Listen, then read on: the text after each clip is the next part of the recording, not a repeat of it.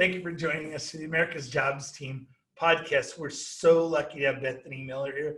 Bethany is the Vice President, make sure I get this right, of Regional Economic Development at the Greater Houston Partnership, an organization that if you don't know, shame on you. It's one of America's great economic development groups, the history of amazing leaders who've both led in that organization and gone on to lead in some really great places. So I think we'll get some really cool insight today. So Bethany, first, thanks for being here. Thank you so much for having me. I'm really excited about this, and hopefully what I can offer is helpful to somebody. So full disclosure, Bethany and I serve on the board of the IEDC, the International Economic Development Council, together, which means we've been doing a lot of Zoom calls together. We haven't been in the same room since February. For months. Yeah, but it's so glad to be here online with you today. And so a lot of economic developers fall into economic development. It's like, yeah, well, I was going to be Chris Camacho, who I was talking with last week. Chris is a professional soccer player and then transitioned into economic development. So what's your origin story? How'd you get here? Well, I am a proud Buckeye. I went to Ohio State, and my undergrad advisor was a friend of the family, and it was like the last quarter, and I was walking across the oval and happened to bump into him, and I was just about to get my degree in sociology, and he said, "What are your plans for after you graduate with your bachelor's?" And I said, "Well, I really don't know." I was getting ready to go on study abroad, and he said, "Well, listen, I think that you should look into the School of City and Regional Planning here at Ohio State. I think you'd be a great planner. It's multidisciplinary work, and I think that would keep you really excited and engaged." And so I said, "Okay, I'll give it a try." And so I applied for graduate school and got in. And at Ohio State at the time, if you had an internship that was related to the field of planning or economic development, then they would waive your tuition fee. So I quickly secured an internship with the city of Gahanna, which is an outer ring suburb of Columbus, and just happened to work really closely to the director, of economic development. Her name was Sadiqa White. And she did all of the economic development work for the office, none of the planning work. That fell to the assistant director. And as a result, I was really quickly sort of sucked into the world of economic development. I've never looked back. I don't think I would be a good planner. And I'm so happy that that's the way that things worked out for me. So I did very much fall into this career path. That's awesome. That's, we hear a lot of folks that, get bad career advice in college. So it was nice that you had somebody who recognized that spark of greatness and fanned that flame. Well, I think that he wanted to save me from myself, thinking that I could just leave school with a sociology degree and be a major success. Maybe he saw some flaw in that planning. So. Yeah. Well, you would have been a major success at whatever you did, but I'm glad it's economic development. Thank you. So 2020 is nuts year for all of us. And, we've seen pandemic changing our economies and jobs and our workplaces, and it's affected everyone we know. Racial and social unrest that, depending on what part of the country you're in, has manifested itself in lots of different ways. How has this all affected your leadership, being tenured in the profession, but new in an organization is also, tough. How's it impacted you? Well, I'm really fortunate to be with an organization that wants to take an inward look at how we're, putting ourselves forward as an equitable chamber of commerce and, doing our work as equitably as possible. And so that trickles down to all of the divisions that the partnership has in place to include economic development. And so it's been a really empowering time to look at the work that we're doing on a daily basis and think about how we can adjust our efforts to include all of the people in the Houston community. So just ensuring that the work that we're doing around economic development is truly serving the community and all of its people. And so it's been exciting to be a part of that. And I guess because I'm so new to the partnership, if I throw an off the wall idea out onto the table, I'm still in that grace period. And so folks aren't, shaming me or, expecting something different from me at this point. And so I feel like there's a lot of flexibility and openness for me to share my ideas and kind of like there's no dumb questions from the new kid. Right, exactly. Yeah. So, one of those questions, I think, this is all economic developers listening to us. One of the questions I think I struggle with, I hear people struggle with, is this idea of equitable and equity and how we of defining what that means, and then having agreement around what that means, and then being able to put a plan together around it. And that's one of the things that we've talked that worry me, that it's so hard to define. If we don't get good starting points, then our outcomes aren't going to be meaningful, and it's too important. And so help me think through how somebody in their 50s who's white, who's always I came from a community, we have Corpus Christi down the road from Houston, it's 64% people of color, and in a community now that's about 25% people of color, but it's not really something I own. I grew up in a place where there was one person of color in my hometown. So understanding what equitable means without feeling threatened by that, I think is one of those really, really hard things. And so do you have advice on how we have these conversations? Well, advice on how we have the conversations. I mean, I think one of the hardest things to do, no matter what the subject matter is when there's an opportunity to look at ourselves first and kind of take an honest assessment of where we stand, what our thoughts and feelings are. I think, I would just say, don't be afraid to make a space for the Black and brown people at the table. Houston is the most diverse city in the nation. And oftentimes when we're talking to companies about location there, we play up that diversity piece because it's so powerful when you think about how to solve problems in the workspace with your technology, with your service, or with your product. And those efforts only become strengthened when you have people at the table who come from all different walks of life, who come from different experiences and backgrounds and can lend different insights to the problem-solving process. And so in the same way that a company can be strengthened by having people from multiple backgrounds at the table, our work, our growth, our output, the efforts that we make can also be strengthened because we're having a fuller, deeper, more encompassing conversation. And I think that we all want to be better. We want to do the best that we can. And so when you think about inclusiveness from that perspective. Inclusivity. Inclusivity. This is like one of my team meetings on Zoom where I'm like, is that a word? So yeah, I mean, like when you think about including people from all different walks of life and backgrounds in the discussion, providing them all a seat at the table, that just puts us in a better position as individuals. So I think it's something not to be afraid of. Maybe it's new, maybe it's different, but I think it's also necessary if we want to strive to be our best.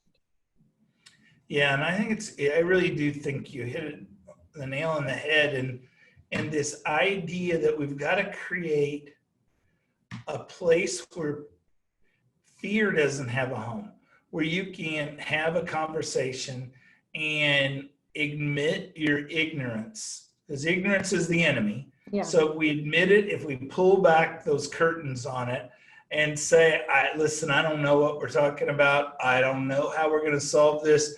And I'm okay living in the vulnerability. I'm not okay staying in the place. Yeah. And I think that's what people are struggling with. But, our own organization, we had a candidate not long ago that we recruited, and they didn't take the job because there were too many women.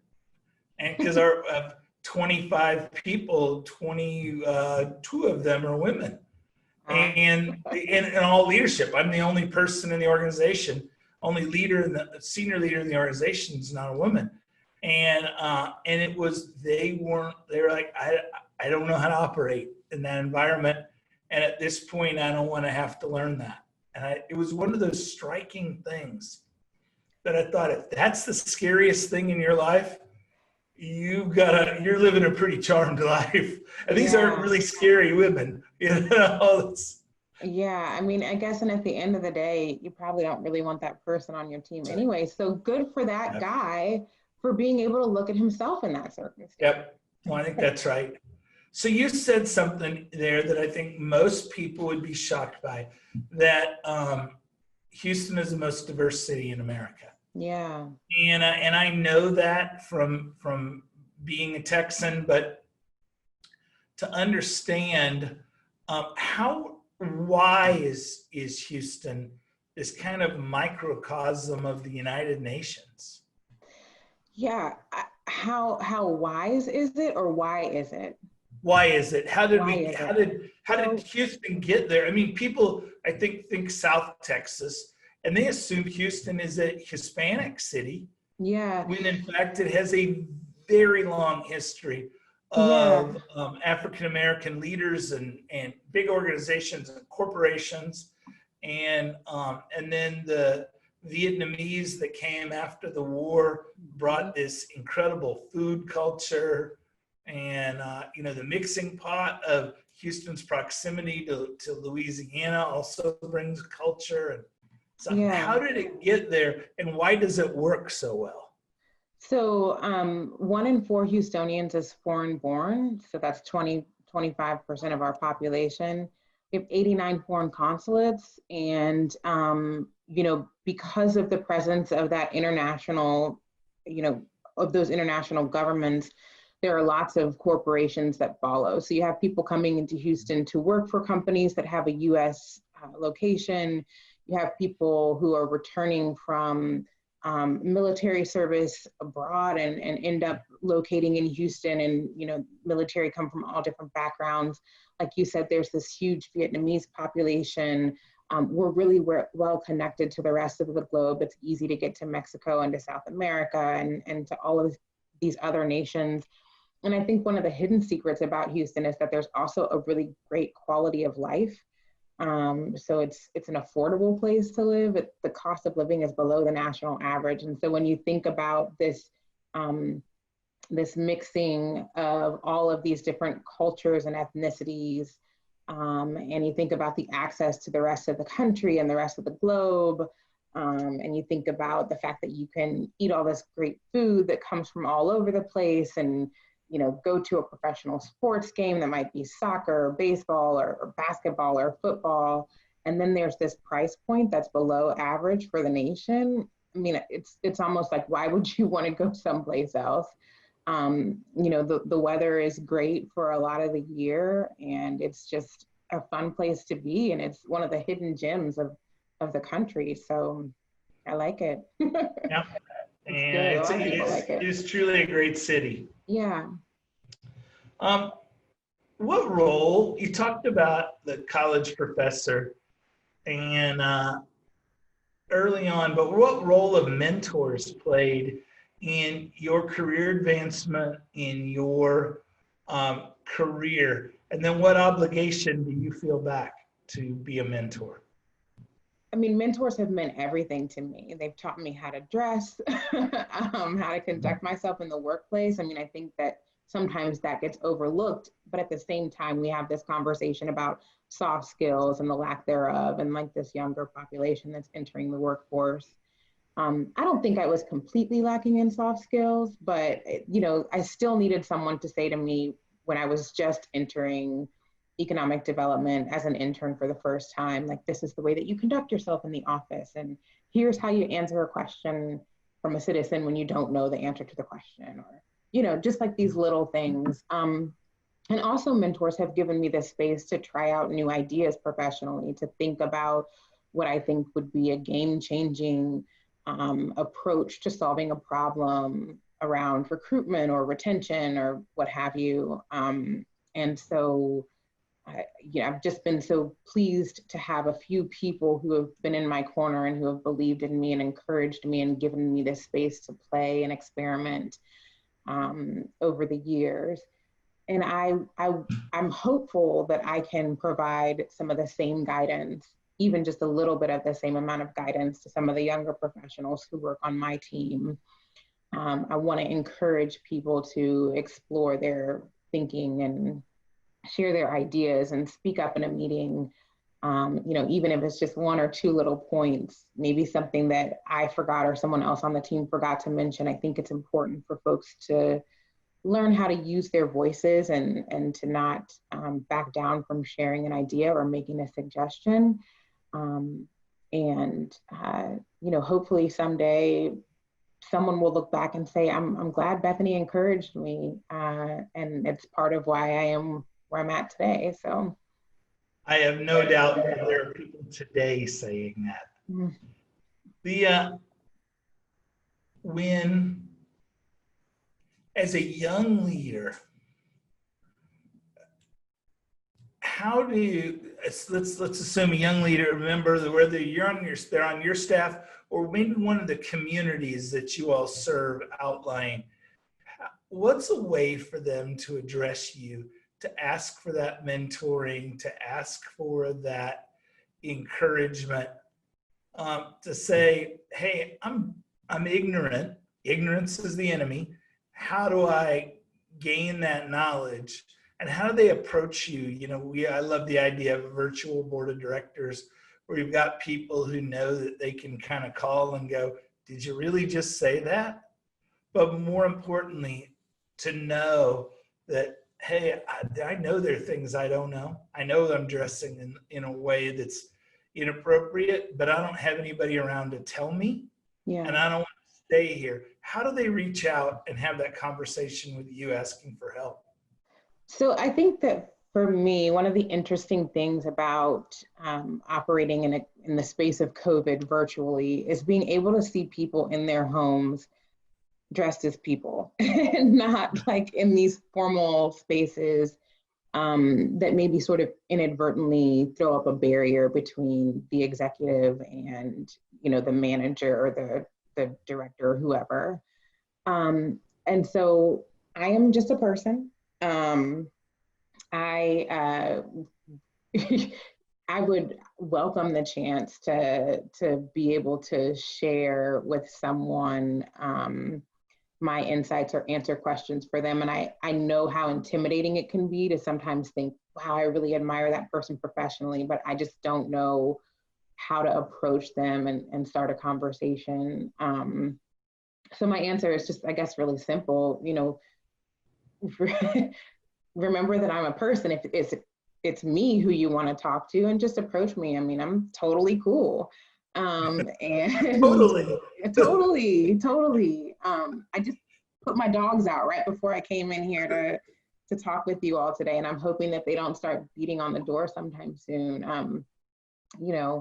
But I think that, like, just remembering that all of us are people, we're all human beings. None of us got to where we are overnight. I can remember thinking when I was an intern in Gahanna, I'd be in a meeting with Sadiqa and I would think, like, she is so smart. Like, how did she get to the point where she could just make this great suggestion in this meeting? And now that it's, I'm 10 or 12 years removed from that, I'm like, well, she's had hundreds and hundreds of meetings with other smart people, and she's offered up ideas that probably weren't awesome all of the time, but it's been a process. And so, yeah, I mean, I think I'm approachable, and I think most people are probably pretty approachable. And seeing folks on Zoom calls and t-shirts with their baseball caps on backwards, has kind of like reminded me of that. And so I would just remind others that, nothing special to it. Yeah, no, I think that's great advice. And one of the tricks I use, because during all of this COVID stuff, I sit on the board of a number of private companies, and so I thought, well, maybe, it's time I want to get better at this. Maybe I'll add a different company. So I want to talk to people that know what I don't know. But I'll go find them on social media, LinkedIn or somewhere, and then I'll find who do they know. And I just want to find out that their closest friends are as big a dorks as I am. And so we go, oh, well, they're friends with that guy. I'm an upgrade. So, and because we are just people trying to figure a way to get through it all and maybe change the world a little bit if we can.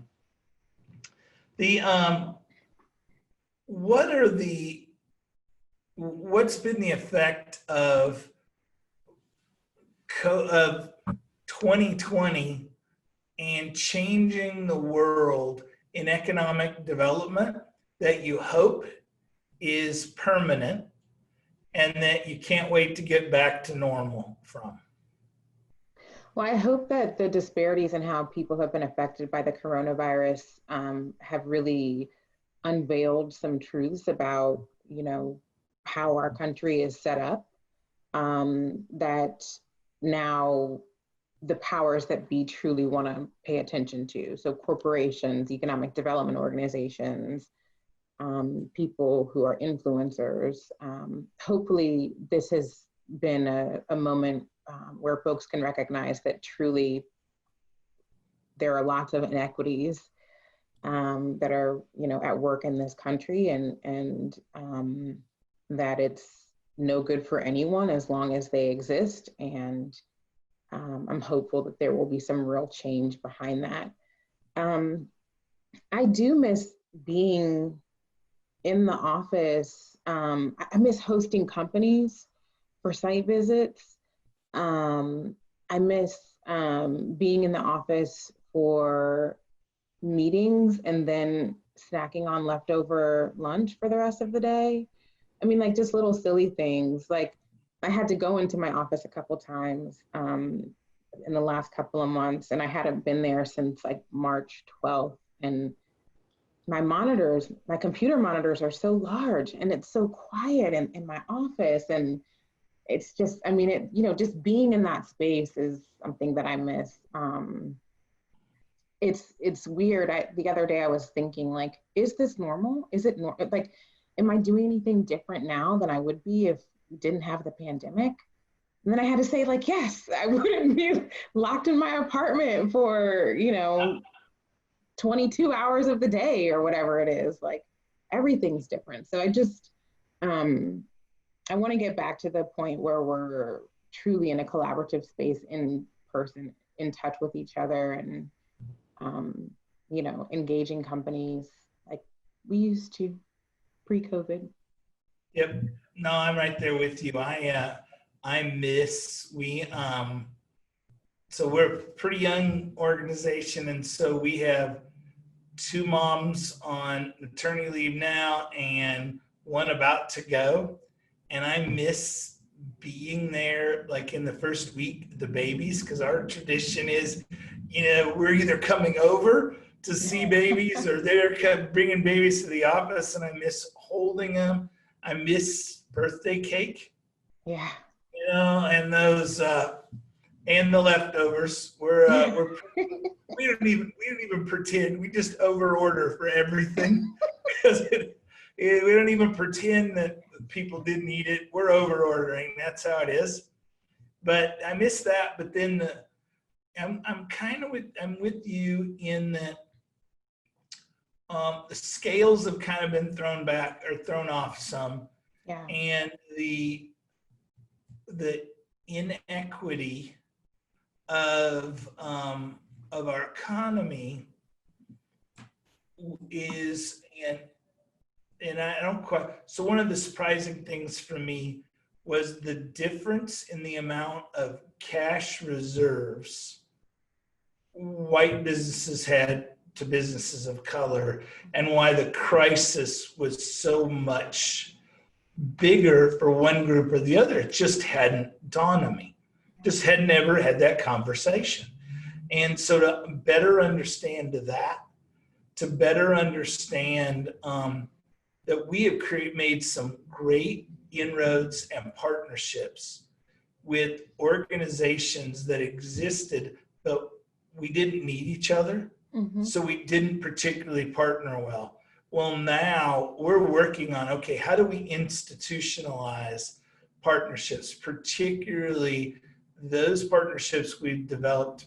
We were very blessed that we were given about just a little over $8 million to give away to small businesses, and to figure out a process that was equitable, that was fair, that took advantage of the knowledge we had, but then advantage of the sensitivities to, oh, here's why this is more important here than there. It's also the first time ever in my 30-year career that we had free money and that we had a mandate to give them that 30% of the money had to go to people of color, women, or veterans.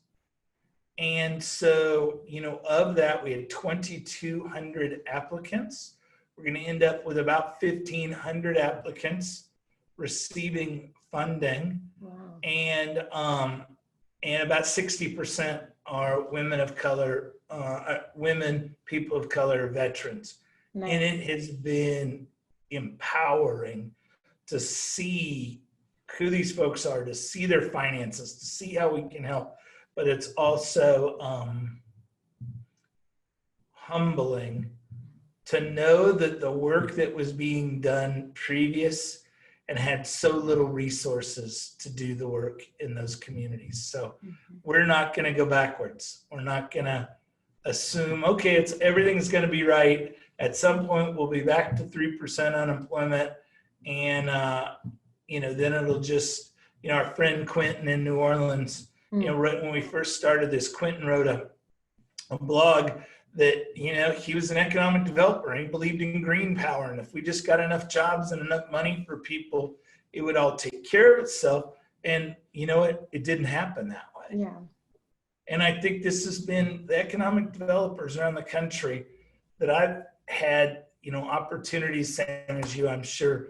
We're a little scarred by what we weren't seeing. Yeah. And I think that's it's a pretty good thing to be in that role and to be able to say, I'm going to be part of the change, not just part of the challenge. Yeah, I couldn't agree with you more. I mean, I think we are in a really unique position, and hopefully the profession, the industry will look different after we're back to normal than it did before coronavirus, for sure.